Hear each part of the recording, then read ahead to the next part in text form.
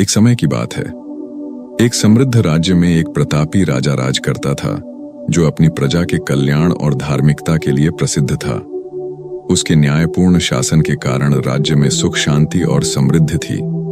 राजा को अद्भुत कलाकृतियों और धार्मिक मूर्तियों में विशेष रुचि थी।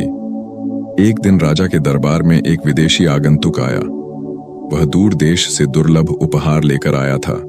उसने राजा को एक सुंदर, चमकदार और अत्यंत कठोर पत्थर उपहार स्वरूप प्रदान किया।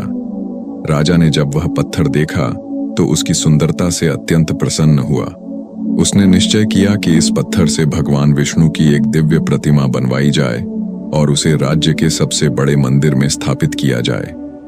राजा ने यह महत्वपूर्ण कार्य अपने महामंत्री को सौंप दिया और आदेश दिया कि 7 दिवस के भीतर प्रतिमा का निर्माण हो जाना चाहिए।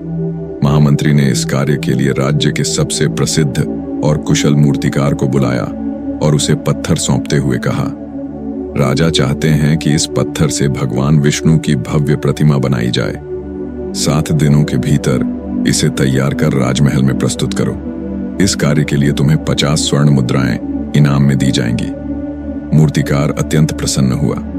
50 स्वर्ण मुद्राएं एक बड़ी राशि थी, जिससे उसका परिवार कई वर्षों तक सुखपूर्वक जीवन बिता सकता था।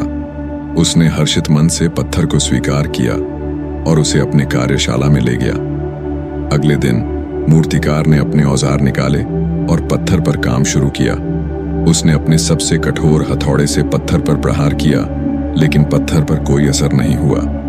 उसने एक बार नहीं बल्कि लगातार 50 बार हथौड़े से वार किया। फिर भी पत्थर जिसका तस रहा, वह थक गया और निराश होकर सोचने लगा कि जब 50 बार प्रहार करने से यह पत्थर नहीं टूटा, तो अब और वार करने से भी कुछ नहीं होगा। उसने हथौड़ा नीचे रख दिया और हार मान ली।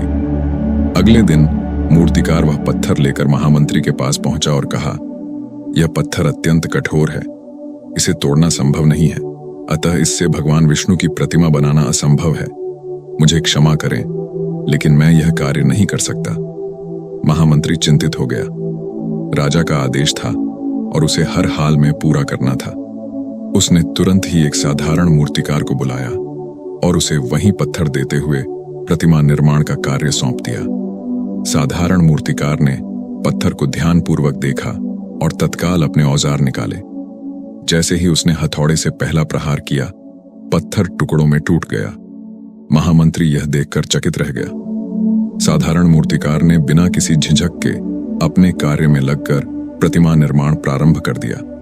इधर महामंत्री सोचने लगा कि काश पहले मूर्तिकार ने एक अंतिम प्रयास और किया होता तो संभवतः वह भी सफल हो जाता और 50 स्वर्ण मुद्राओं का हकदार बनता। लेकिन उसने प्रयास करने से पहले ही हार मान ली थी। इस कहानी से हमें यह शिक्षा मिलती है, कई बार हम किसी कार्य को करने से पहले ही यह सोचकर हार मान लेते हैं कि यह संभव नहीं है। कभी कभी हम कुछ प्रयास करने के बाद असफल हो जाते हैं और सोचते हैं कि अब और प्रयास करने से कुछ नहीं होगा, लेकिन क्या पता अगला प्रयास ही सफलता का द्वार खोल दे। इसलिए जब तक सफलता न मिल जाए, तब तक निरंतर प्रयास करते रहना चाहिए। हो सकता है कि जिस प्रयास से पहले हम हार मानने की सोच रहे हों, वही हमारा आखिरी प्रयास हो और उसी में हमें सफलता मिल जाए।